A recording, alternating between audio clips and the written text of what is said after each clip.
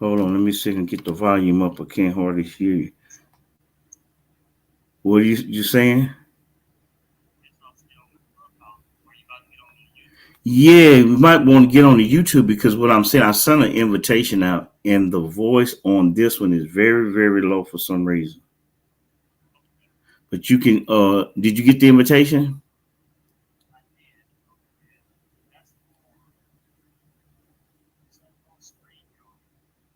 That's on. It's on Streamyard, but it's broadcasting on just the YouTube channel, one of the YouTube channels. It's not broadcasting on the other channels. And on the Clubhouse, there's nobody on the Clubhouse, but it will be recorded. So it'll be recorded and people can play it back at a later date. So if you want to come on, I can hear you because I can't hear you on this one. Yeah.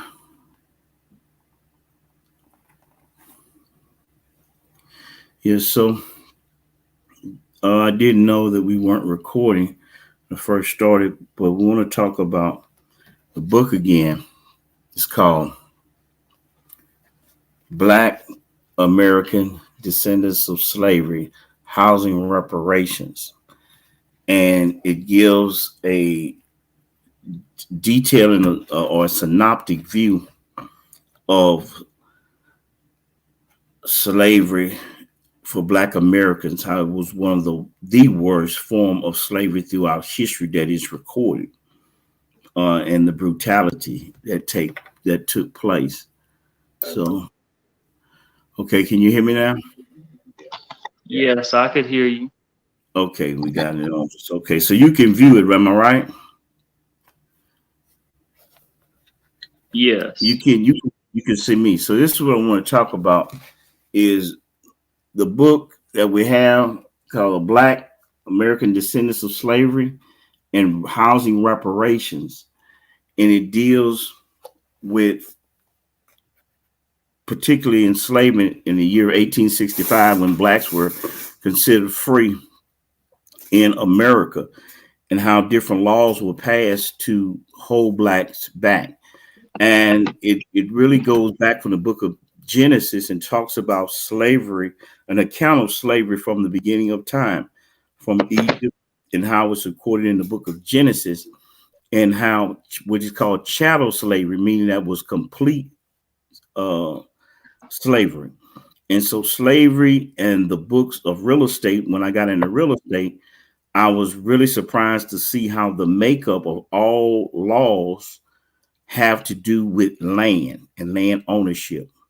And then when you look at the laws that are deal with land ownership and property, how it's also connected with the laws of the Bible, meaning how to be fair, how to be just. And then we look at how slavery played a part, because when we look at the Bible, we see that the children of God had that was slavery. There was a lot of things that were wrong and corrupt. And so it gives you an update and brings it up to date of how black people are owed a debt. And many of them may feel like, hey, well, I don't feel like I'm owed a debt, but it's like if you've been in a car accident and someone came and told you that you could receive payment of compensation for your injuries, and you said, well, I don't feel no pain. And you said, well, you may not now, but you may feel it later on. And so if you lose any scenario on law, that many of the laws that were always changed throughout our government were done through the courts of Plessy versus I think Plessy versus Brown, the Board of Education, and all of that went through the United States law system, and they really made changes. So even though we may feel like, hey, the law doesn't work, if you look back at history, you see that the law has really did work to make the majority of the changes that we have in the system today. So anything you like to add before I just keep on talking, or anything you have to, well, tell me what you think about reparation in housing. I think that reparation in housing is a great asset that African descendants of slaves can support. you can get behind. I don't want to do too much talking in regards because I want to be accurate, but there's so many ways that you can help to assist and also to help yourself.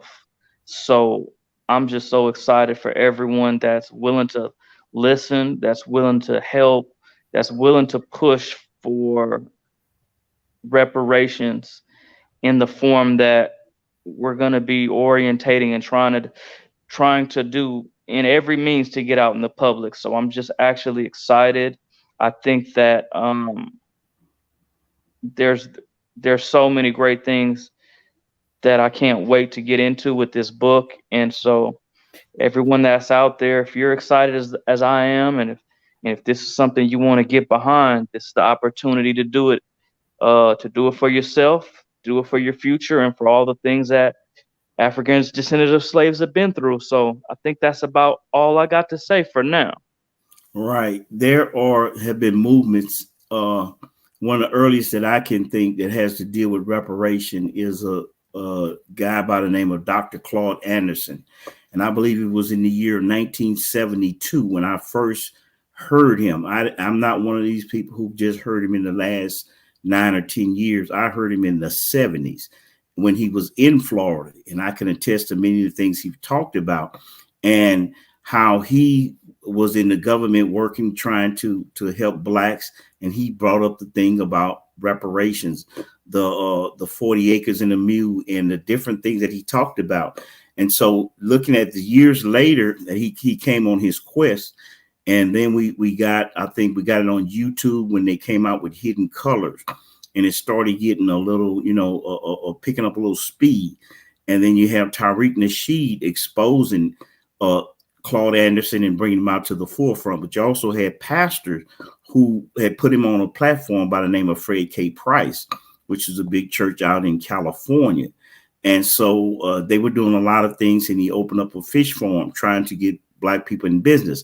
But many people don't know there was a guy by the name of Daugherty, Dr. Daugherty. He teaches at Duke University, and he deals with reparations and the injustice in the Jim Crow laws. And he wrote extensively on it, and he taught extensively on this subject, and even still today. And that on that side he was on was reparations in the form of education, meaning that they would pay for so many scholarships.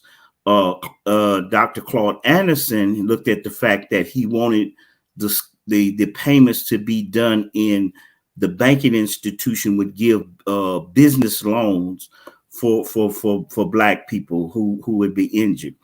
And you have a guy by the name of Green, I think it's Attorney Green in California, and he deals with reparations as far as I think it's the financial compensation.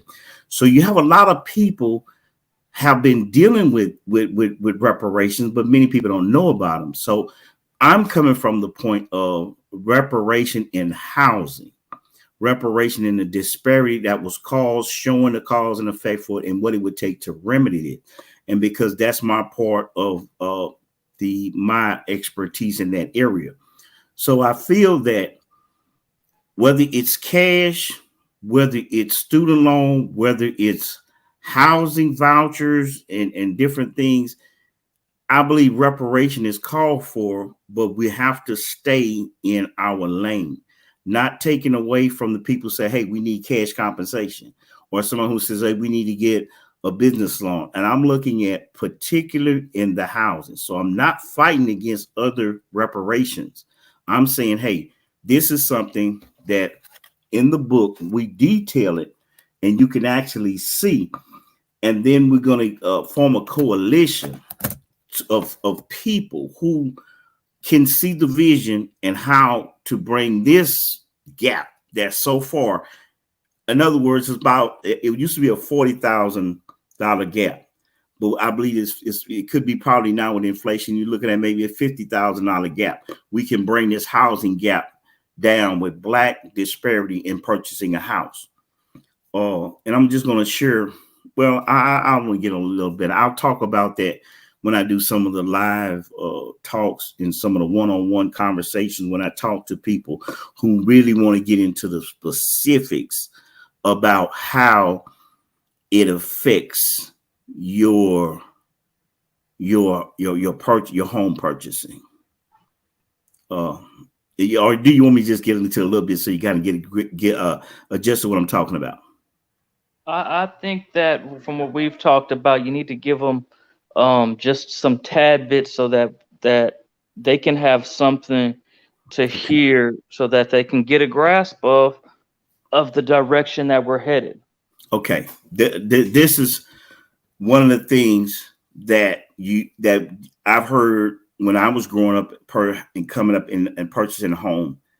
And this is the thing that most people that get ready to buy a home, they've heard it. It's something they heard in the ear. And this is what it was.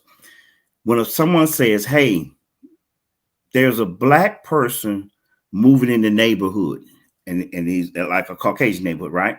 One of the first thing they would say was, hey, I got to move out because I don't want my property values to drop. My house isn't going to be worth anything. With blacks moving here, man, I'm finna move out. And so that is something. Have you kind of heard something like that before? Yes. Okay. Now, this is the thing. When we hear that as a black person, we like, that's unreal. That's not true. Why would they say that? But the actuality, it is true. Because white people knew that when a black person moved in, whether they parked their cars, whether they the housing went down, the value of their property went down. They would sell their homes for less. So it was a truth that their property values were going to go down. So when you understand that, the reality is, as a homeowner, a lot of the whites weren't necessarily being racist. If you know your home is going to go down $20,000 in value, doesn't make you racist because you're moving out. You're trying to protect your asset. You follow what I'm saying? I do. We all have neighbors, and at this going this time that we could go maybe a block or two, a couple of houses, and we don't even know them. We don't even deal with them. But what you're not going to do as a homeowner, you're not going to stay in a home if you know a neighbor move in and he could be of another race, and it's going to cause your house to drop by 20%. And now, like I said, if it dropped by $40,000, do you think you would stay in the neighborhood if that happened? No. No, because so now we understand how the disparity in the prices cause people who aren't racist to make a move that looks racist. People may not deal with you because you're down the street, but they are concerned about their property value because that's their estimate. So this is why it's so vital when we see what they call redlining, and they call something when you move into an area, the people move out. It isn't all because of racism, it's financial. So those are the things we're going to bring out so that when you close that gap, people will say, hey, I can stay in my neighborhood no matter who move in, they move down the street or whatever. My property value is going to stay up.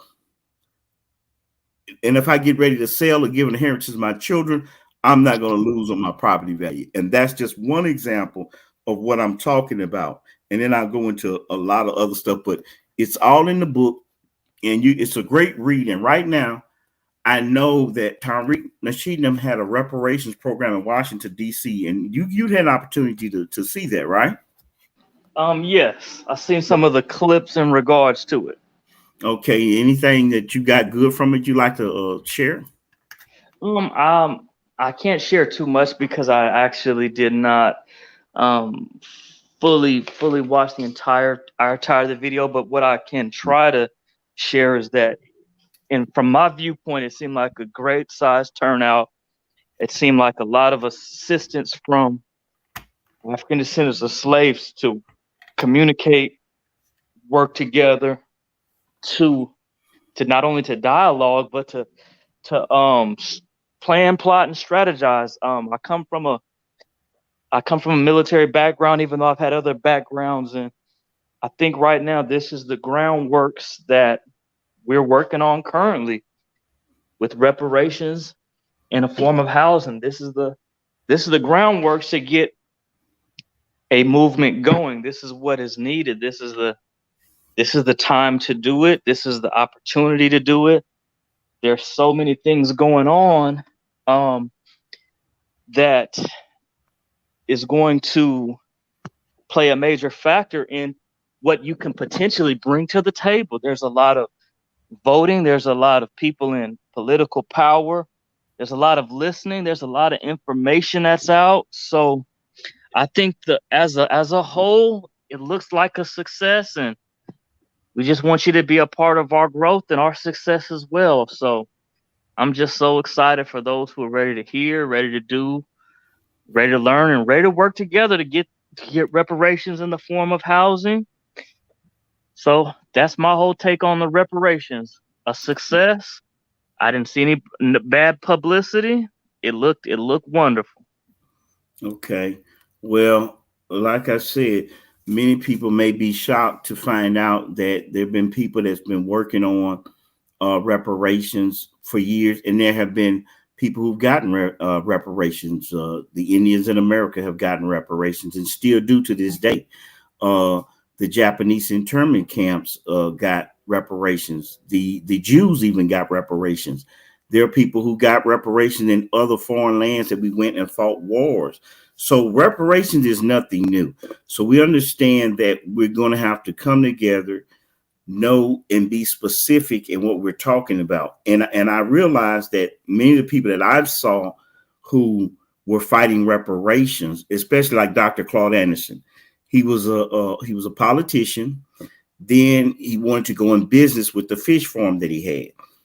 And his background was that his people were, they had a bus company and a cab. I think they had a cab company, and they lost it when it came in with the segregation or desegregation, because of people just left, uh, and so that happened to a lot of businesses. So that was his field of expertise. When I look at Dr. Darity, his expertise is in education, so it's understandable that he wants reparation uh, in the colleges. When I look at the attorney, he wants reparation in finances. It's because I understand he's a civil rights activist. Same with Tariq Nasheed. He's become an activist and a historian, so he wants reparations in the form of cash money. I think all of those are good, and they need to work on that. But let's be real. What can we do that maybe we can do beforehand? And this is what I say.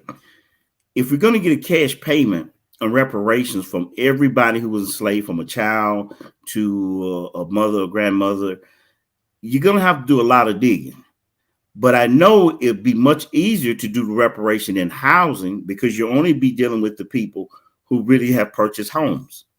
And then you'd only be dealing with the people who are in the next 15 years who are Black descendants of slavery who would purchase homes. So you can narrow that down. And because real estate is something that you write down, you know what the qualification is, you can get that done a lot faster. Now, whether you do or not, this is why I'm bringing it to the table. This is why I wrote the book. And believe it or not, this book was written over 2 years ago. So it's not something that just been thrown together.